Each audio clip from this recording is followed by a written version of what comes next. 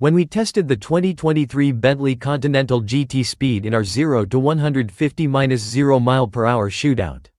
Its 650 horsepower twin-turbo 6.0-liter W12 propelled it to 150 mph in 18.1 seconds.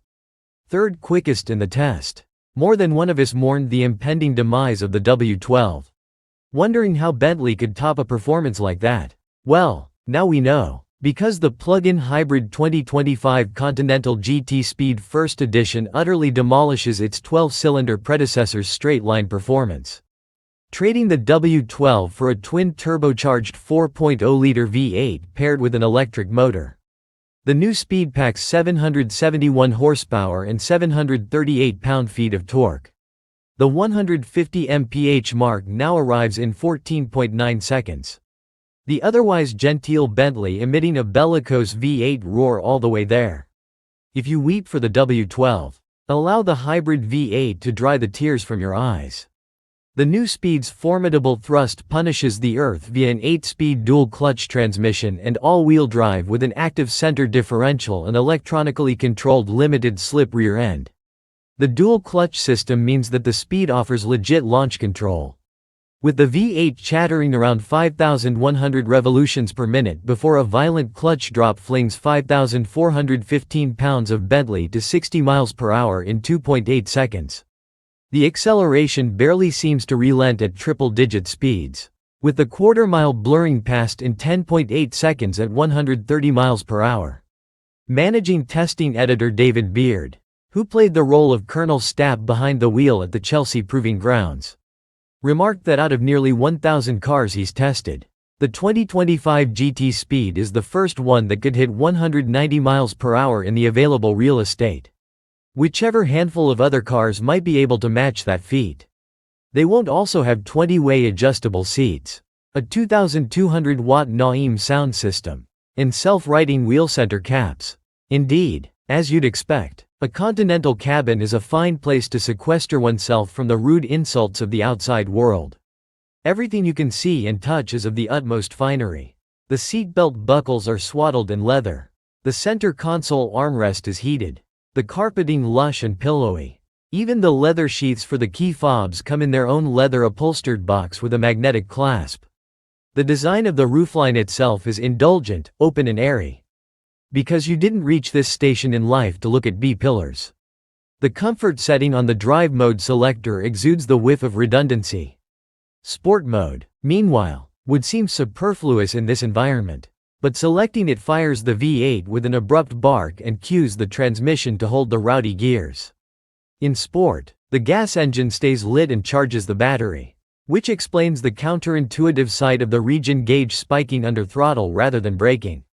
Bentley mode, what the fortunate few will think of as normal, blends gas and electric propulsion as dictated by throttle and state of charge. Among other factors, with sufficient charge, Bentley says the Conti GT will remain in electric mode up to 87 mph and tolerate 75% throttle before summoning V8 reinforcement. There's a lot of bandwidth here. From silent electric luxury cocoon to brash V8 dragster. As the mood dictates. And while the GT Speed can hang with a C7 Corvette ZR1 in a straight line, it's more of an SS 454 Chevelle when it comes to turning and stopping. On the skid pad, the Big Brit notched 0.89 grams, and stopping from 70 mph required 167 feet. Hauling down from 100 mph ate up 333 feet of pavement. All three of those figures were handily beaten by our $28.910 long-term 2022 Honda Civic C. Both new and with 40,000 miles on it. To paraphrase the great Milli Vanilli, blame it on the weight. Even with the optional $18.820 carbon ceramic brakes, 17.3-inch rotors and 10-piston calipers up front, 16.1-inch rotors and 4-piston rears, 5,415 pounds is a lot to stop. The speed is at least reasonably playful up to its modest limits. With the aft-mounted battery helping achieve a slightly rear-biased weight distribution, 48.7% front, 51.3% rear, and four-wheel steering lending keen turn-in. But if you're racing for pink slips, stick to the quarter mile. And make sure you win. Because this 208 mph country estate costs $391.175. The base price is $305.250, and most of the damage here is done by the $50.940 first edition launch specification package, which includes first edition badges to proclaim your first NES. Although the single headlights on the front end should immediately distinguish the 2025 Continental to all the sad sacks driving dual headlight 2024 and earlier models. The package comes with some fancy trinkets that would normally be optional.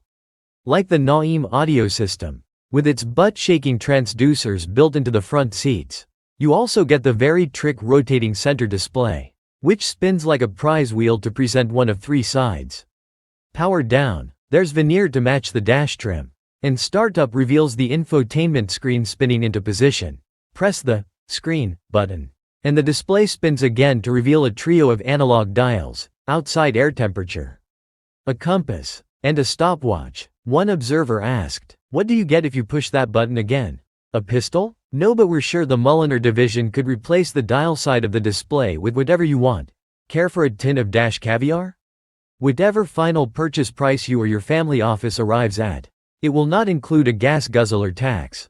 The EPA numbers aren't yet available, but we think the Conti GT's 21.8 kWh battery should deliver around 40 miles of electric range.